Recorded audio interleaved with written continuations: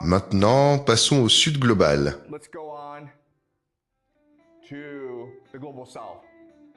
Ce qu'il faut comprendre, c'est que la Russie a beaucoup soutenu le Sud global, en particulier les pays d'Afrique.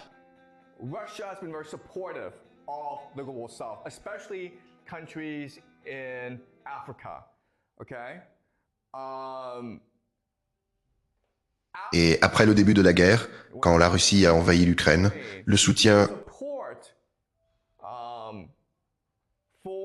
à Poutine dans le Sud global a explosé, comme vous le montre cette carte. Alors là, vous vous dites, attendez une seconde, la Russie a envahi l'Ukraine, pourquoi les gens partout dans le monde la soutiendraient? Et la réponse c'est à cause du récit.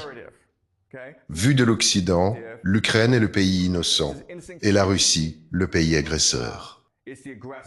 Donc évidemment, la Russie n'a pas tort. Mais si vous n'êtes pas du côté de l'Occident, si vous venez du Sud, ce que vous voyez, vous, c'est que l'Occident est une brute impérialiste et que la Russie, elle, tient tête. L'OTAN s'étendait beaucoup trop, l'Ukraine était récupérée par l'Occident et donc la Russie cherchait juste à se défendre. Et Dieu merci, aujourd'hui, Poutine et la Russie peuvent enfin tenir tête aux Américains. Parce que nous, dans le Sud, on s'est fait malmener par les Américains pendant tout ce temps.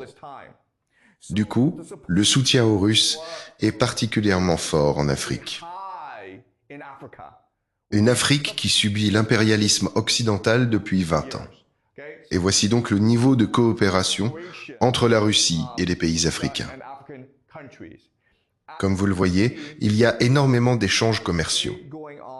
Mais en parallèle, il y a aussi une coopération militaire. Il y a la construction de centrales nucléaires.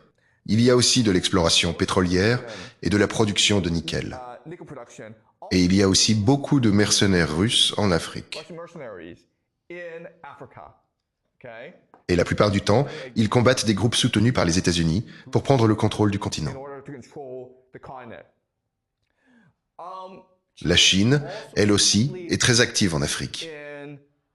Mais la différence avec la Chine, c'est qu'elle mise surtout sur le développement économique, pas sur l'intervention militaire. Les Russes, eux, jouent sur tous les tableaux en Afrique. Ils cherchent à gagner les cœurs et les esprits. Et on le sait parce que les Russes ont mis énormément d'énergie dans la propagande.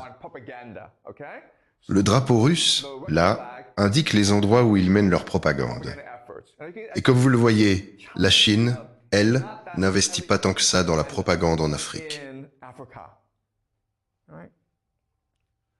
Donc, ce que Poutine cherche aussi à faire, c'est à construire un récit. La Russie libère le monde de l'impérialisme occidental.